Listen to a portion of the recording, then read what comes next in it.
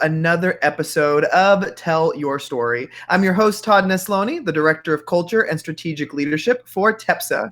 Each episode, I look to bring you another guest who has encouraged, inspired, or challenged me in one way or another, and bring them on to share a piece of their story in hopes that it inspires you to share some of yours.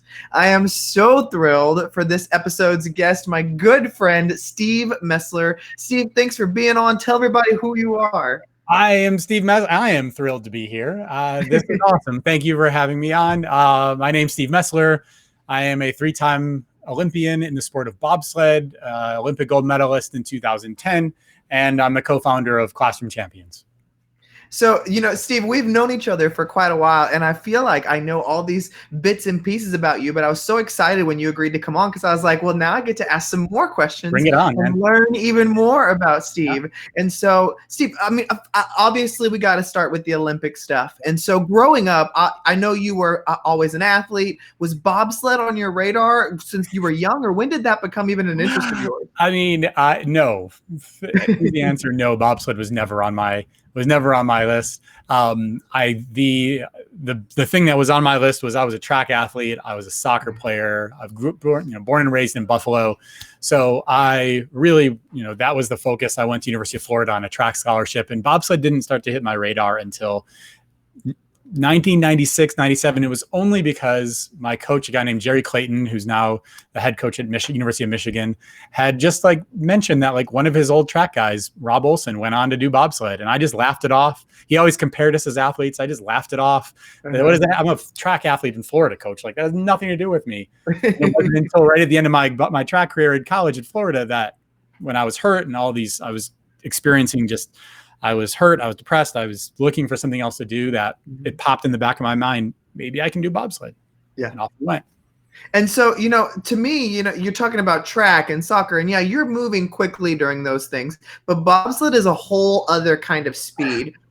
I got to know, the first time you actually throw yourself into that contraption and go sliding down, were you absolutely terrified?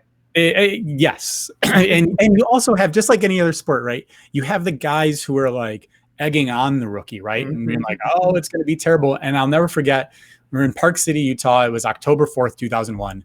And it was my first bobsled ride ever. And, a year before I was at Florida, actually on my couch with my, Tommy John elbow surgery, which was the final injury from throwing javelin as a decathlete. My final injury before that pushed me into bobsled. Uh-huh. 2 days after that surgery is when I emailed the Olympic Committee and said, can I do this? And first time in the bobsled, man, stand there. We've been push training, doing these things. And all of a sudden I push, you get in, and the sled just, starts to go relatively slowly as you push as fast as you can. Mm-hmm. And running maybe 30 miles an hour as you get into the first curve. And then the first couple of curves in Park City, it's a left and then a right and then another right. And it's pretty gentle and it's pretty soft. And I was like, oh, this is not so bad. And then next thing you know, you hit curve 4 and all of a sudden you feel these G-forces and the sled just makes everything blur just right there. And it was like somebody stuck a stick of dynamite in the back of the sled and exploded it. And you just feel like something's wrong. Uh-huh. I'm actually this must be broken. This can't actually be what it's like. And you hit 5, 6, and you've tried to memorize these corners. And by the time your mind catches up to the sled is broken, this can't be right, and I'm going to die, you've lost track of what corners you're on, you're on. And next thing you know, you've got the driver bopping you in the back of the head, top of the head to pull the brakes because you've actually gone through all 15 curves. So it was a pretty 16 curves in Park City. I can't remember anymore.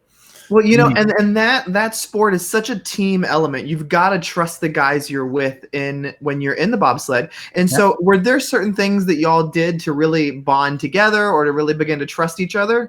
Yeah. And it just like any other team where on a day-to-day basis, if you have a team that does or doesn't get along well, on a day-to-day basis, that's okay. I mean, this, you're a principal at a school. Yeah. If you have teachers who on a day-to-day basis, if they don't get along, great.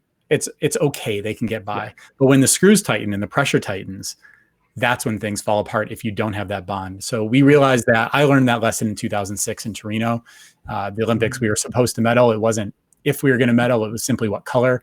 Right. And we got 7th place, and it was terrible. And as I reflected on it, we really didn't have a team that really got along the way that we needed to really be able to perform.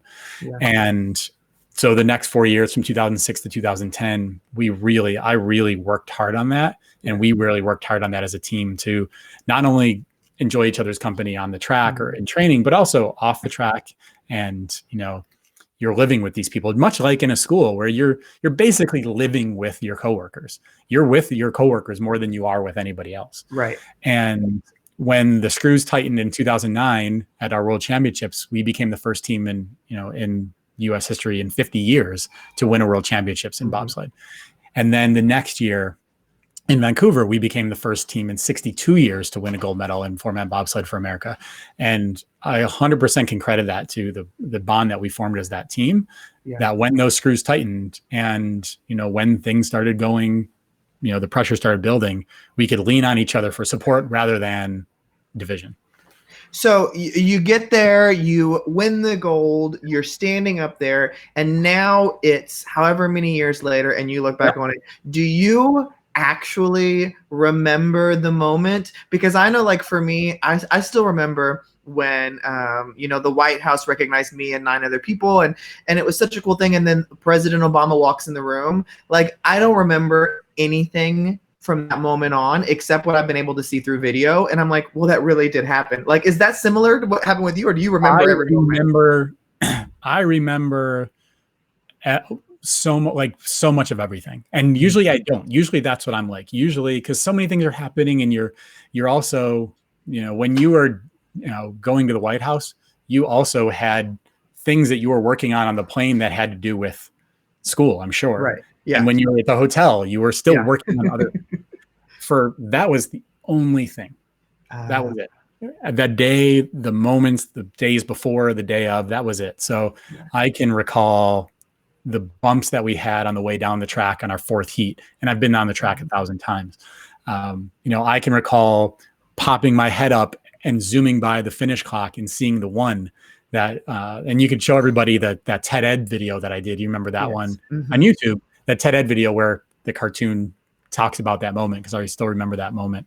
And for me, everything is on tape. So it is a strange thing where your memory starts to jive with what you have also recorded. So, I remember I remember Obama and Michelle Obama and the president walking through, and, those big long strides as our team stood there in the White House in April of 2010, and him going, "Hey, it's the bobsled team," and Michelle coming and hugging everybody because that's who she is. So for me, I remember. See, I didn't know that part. Now I got to tell you, I hate you just a little bit more now, because it was so cool meeting President Obama. But gosh, to meet Michelle too, like, she's the one that after reading her book and stuff, I'm like, oh my God, you're like on my top 5 people to meet list. She was everything. She was the sweetest, nicest. She was like, bobsledders. I used to be a lot bigger of a guy. And bobsledders are the football players of the Winter Olympics. Everybody else are generally slighter aerobic-based athletes. And here comes these big bobsledders. And Michelle's a tall woman. Yeah. And she was like, that's what, as she was hugging everybody, she was like, "Oh, I like my people, the big people." I love that. Well, now you are a co-founder of one of, if not my favorite organization out there. I was a teacher in the program. I got to be a principal with some of my teachers in the program. I still get to do some things with you. So you started this organization called Classroom Champions with your sister. And so how did that even come into your mind? It really started. I mean, first of all, thank you. Like, I'm beyond honored that you would even say that about Classroom Champions. Honestly, man, like that. Thank you. And Classroom Champions came from my sister, who was getting her PhD in education. She had been a teacher in Brooklyn. I taught. My degree was in physical education and health and exercise science. Both of our parents were teachers. And I was living this life that the 10-year-old kid in us would have just dreamt about. I mean, who gets to go to the Olympics? Who gets to be an Olympian? Who gets to have all their friends be Olympians? And we were literally reflecting where I am right now in my house in Calgary. 3 blocks away is the old house that's since been torn down that I used to train in. And I was out on the curb on a phone call in August of 2009. And she and I were just lamenting the fact that, wow, look at the life that I have. And secondly, I was just saying to her, like, I'm tired of school visits. And for all those educators out there, yeah, like I was tired of having to go in and tell you when you should stop your school day for me to come in. Right. I was tired of leaving and saying, if one or two gets listened, it's worth my time. Not one teacher and not one athlete does things in their life that if one or two kids listened, it was worth, no, that you're not finishing your school year and saying, if one or two kids listen, it's worth my time. You want to try to impact and make a life change for every single child in there. And we realized really quickly that wasn't going to be possible with these one-off visits. So Classroom Champions was born as just something my sister and I were going to do. We adopted 9 classrooms and schools from across North America. I sent them videos from where I was, and kids would send me back videos, and that was going to be it. That was going to be the end of it. And it was a guy named Dave Epstein who just wrote the book Range. He wrote The Sports Gene. He's a good friend of mine. And he said, this is a better idea than just you. Like Lee and I, my sister Lee Parisi, Lee and I have this, of course, just like many of us, if we can do it, how hard could it be? Yeah. And that was going to be the end of it. And, it was really because people encouraged us to do something more that Classroom Champions was born. Then I was going to, try to raise some money and hire people to run the nonprofit. And then I woke up 4 or 5 years later and just said, I want to do this. And I'm so happy I did.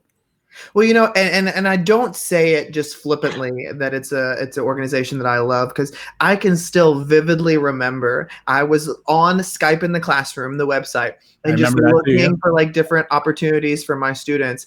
And I saw this thing that said like apply and you might get selected to do Skype with a Olympic medalist. And I was like, well, that would be cool. I'm in this middle of nowhere, Texas. It was a goal setting lesson too, right? We used Natalie Bergener's pyramid goal setting up here. Yeah. And then we got selected, and then we did it with you, and it was a whole goal setting thing. And then I learned about Classroom Champions and applied to be a teacher because I was at a Title I school and got to be part of it. And it truly did change the trajectory, not only for so many of my students, but also for the way I was choosing to interact with them and was choosing to build these soft skills in. And that's what I love about it, because there's a lot of really great SEL programs out there. But what's different about Classroom Champions is the real connection with real athletes. They aren't trying to be anything they're not. They lay it all out there for you. And it's genuine connections. Like I loved getting to do, and even seeing my teachers getting to do this Google Hangouts with their athlete, and the athlete like knows a kid's name in the room. And let me tell you, I don't care if you like sports or not. I am not a huge sports fan at all, but everybody loves the Olympics. That's what I was like, I didn't care about anything, but I will watch every single Olympic competition. Yeah. I sit on the board of directors for the U.S. Olympic Committee, which is U.S. Olympic and Paralympic Committee, which is like my volunteer gig. And there's something about it, whether you're a sports fan or not, that you get how this brings people together. You get what those 5 rings mean. That is, you could go to the middle of the desert in Africa and people will know what those 5 rings mean. You go to, middle of Dallas, people will know what those 5 rings mean. And there's so many of the athletes who just want to do more. And that's been the neat thing at Classroom. I mean, honestly, like I remember Lee saying to me in August of 2011, before we launched, like we created the name, the nonprofit. It was the first year of the program, of the actual program. She was like, are athletes going to want to do this? I'm like, we're going to find out. And turns out they did. Turns out they do. So, and what's really cool, and you talk about Cassie, I think about Cassie from, one of your teachers from when you were principaling, and,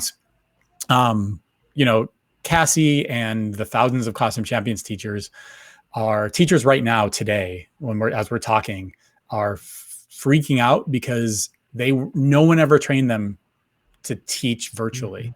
No one ever trained them to use Google Hangouts, Zoom. No one ever trained them to facilitate something. And we are just actually having a conversation this morning with Kate Pereira from our team. And she was saying it was so cool for her to see, because she's, a teacher in rural Alberta, and all of her friends are all teachers, teachers, like predominantly so many of your friends also happen to be teachers. And she's like, her friends are freaking out right now because they don't know how to do this. And then she hears from Classroom Champions teachers, or the few teachers at her school in Cold Lake, Alberta, that have done Classroom Champions, and they know how to do everything. And that's something that we wouldn't have expected. But right now I'm super proud that all those teachers that we've supported over a decade, they're all fluent in this stuff, which is Well, and lowering the anxiety right now, I hope. oh yeah, and what I've always loved about Classroom Champions is that I've got to be involved in so many different ways, and it's one of those organizations where you truly are trying to build something that will better kids and better adults. And I've worked with many different companies and organizations. It's not always the case. Sometimes it's a money grab. Sometimes it's a fame thing. Sometimes we just want it in every school. Like Classroom Champions is really looking to do that. And what I love that you guys did is, when all of this went down and with Corona and everything changed, y'all went and said, you know what, we want to be a source of comfort and a source of resources and still building up and protecting kids. And so y'all started doing daily Facebook Lives with athletes and providing some of your materials for free for any parent or kid. Why was that really important to you? Here's the thing that I'm really worried about. For all those folks out there, many folks in education will understand this, is you look at risks for children. You look at the risks for them, for staying in school, for, their performance in school, their achievement in school, but then what that means for them all outside of school. At the end of the day, having students who excel in school isn't the purpose here. It's a way to get to the goal, which is having them excel in life. And the thing that really worries me is when you look at like ACE scores and adverse childhood experiences, and you look at how those things, and many of you teachers out there who are working in areas of challenged areas of the country or challenged areas of the world, you're looking at what that means for your kids, and that child who goes home and has an adverse experience, or sees abuse or experiences abuse, that every time that happens, they are more likely to do this, more likely to do that, more likely that they're going to have a drugs and alcohol problem as they age, more likely that they're going to drop out of school. Every single child in the world between ages 7 and 13 now starts at 1, not 0. Right. Even the ones in high income communities, they all are now having a traumatic experience. And for us at Classroom Champions, that is what, to me, one of the things that worries me. And I think one of the things that tons of research out there will say this, our experience will say this, your experience as educators will say this, that is, the more adults with positive influences you can put into kids' lives, the better off they're going to be. The research says it, our experiences and intuition says it. So if at Classroom Champions, to come back to your point of why was it important for us to right away open up our curriculum for free, open up our new platform for free, which there's teacher fed and principal fed the entire time of how we built this thing. And Classroom Champions Live, because we heard from teachers and families what they needed. And to us, we want to get good people in front of kids. Yeah. And we want to do that in any single way, shape, and form we can. And right now we're doing it by the seat of our pants, just like everybody else. But we come at it from, to your point, this is a nonprofit. This is the money grab means more schools in low income areas can have scholarships to do more. The organization has given out over $10 million in scholarships to Title I schools and to other places. And those are the kinds of things that I'm super proud of that we've been able to build. Well, and I've loved the daily Facebook Lives. Like, I don't have any kids at home, and I don't have any students anymore right now, but I'm watching them every day. You got three-time Olympian Emily Cook hosting that. She's not a host for anything, but I think she's doing great.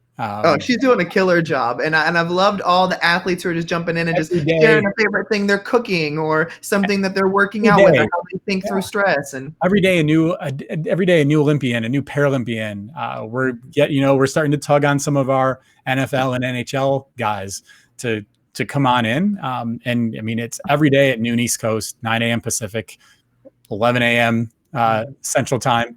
And I got to give a shout out to Mountain Time, 10 a.m. Mountain. I know. But hey, some people don't deal with time zones all the time. I get it. Yeah. But yeah, I mean, that's on our Facebook Live page. We're honored that there's literally everybody. We have a wait list of athletes who have wanted to do Classroom Champions over the last decade. And now we have a wait list of athletes who want to do this. So, we just hope it's something that's useful for folks out there, whether you're a teacher or whether you're a parent at home. Most importantly, you're a kid. And if you're listening right now and you're interested in this, I mean, you can check Classroom Champions out on Facebook at facebook.com/Classroom Champions. But your platform that you're giving for free for people right now, is it teach.classroomchampions.com, right? And you can get there from classroomchampions.org. So if you go to classroomchampions.org and you just click start now, it's going to bring you right to a page. And literally, we wanted to make it as easy as possible. Name and email. You don't need to throw anything else in there. We just wanted to make it as easy and accessible. And the team is working on things every day to help parents and help teachers figure out how to do this remote learning thing, and understand that we all know when kids come back to school, it's not going to be whether they passed the academic tests in the spring. It's going to be the state of mind that they're in when they get back into school, if they're ready to learn. And I've talked to so many principals and I've talked to so many superintendents and leaders over the last couple of weeks, and that's their biggest concern is can we get some learning in right now? And then what is the state of mind going to be of our children, of our students, and of our teachers, frankly, because we're all scared as adults. What is the state of mind, and are they going to be ready to learn? And making sure kids are ready to learn should be a huge theme for education over the next 5 months or so, 4 to 5 months as we go. And that's where we're trying to help. So I got to ask this question before I ask my last one. So what has been the hardest, preparing for the Olympics, creating and running a successful nonprofit, or being a dad? Oh man. I would love to be the person who laments how challenging fatherhood and parenting has been, but our kid Brett is just like, I can't. I love all the little photos. Y'all just look like y'all have so much fun together. Oh man, she's amazing. So like, honestly, that has been like, I know that's coming, and I get that like it's easy today. She's been easy, and she sleeps happy, and she's interactive, which is going to bite us 10 years now. I think that they are, believe it or not, winning an Olympic gold medal and trying to build a sustainable nonprofit that actually has an impact have been equally as challenging. So I'm going to punt, and I'm going to balk on that question, because honestly, like literally I'm just as engaged now as trying to grow Classroom Champions for the reasons we are as I was when I was an athlete, except for when I was an athlete, being an athlete is a pretty selfish endeavor. You are all about what time I have to go to sleep, when I have to eat, when I have to train, the success I and my team will have. The beautiful thing about Classroom Champions is we're working with Olympians and Paralympians. We're working with the Calgary, did a partnership to work with the Calgary Flames and Calgary Stampeders to help be a place where athletes can come. We've worked with the Buffalo Bills for years. We've worked with different NCAA schools, and just becoming a place where athletes can not just put their name on something, but athletes can be the ones making the difference, and doing it in a way that isn't just something that is, forgettable the next day, but how do we make it so that teachers have something that they can put into their day-to-day, they can put it in their curriculum, and they can actually see results. And that's been, actually, I would say this is harder than winning a gold medal. I had to run. My job was to run for 5 seconds and sit for a minute. Yeah, that's a little bit more intensive. I was the best in the world at it. I had run 5 seconds straight ahead and then sit down. Yep. Well, Steve, one question I always love to end all my conversations on is, no matter who's listening today, if there was one thing that you wish more people knew or understood, what would your one thing be? In general, that's like a globally understood. There is nothing more important than being, whether it's successful in life or whether it's just getting by, than the concept of perseverance. Everything is that. If you have that, you will get there. Nothing happens the first try around. If it does, you were fortunate, lucky, you prayed well, whatever it is that you believe helps you do things. But at the end of the day, if you just understand that things take a long time, you will be successful. Whether it is learning how to teach remotely and understand that your first 1, 2, 30 times are going to be bad, but understand that if you just keep at it, it will get better and you will get better.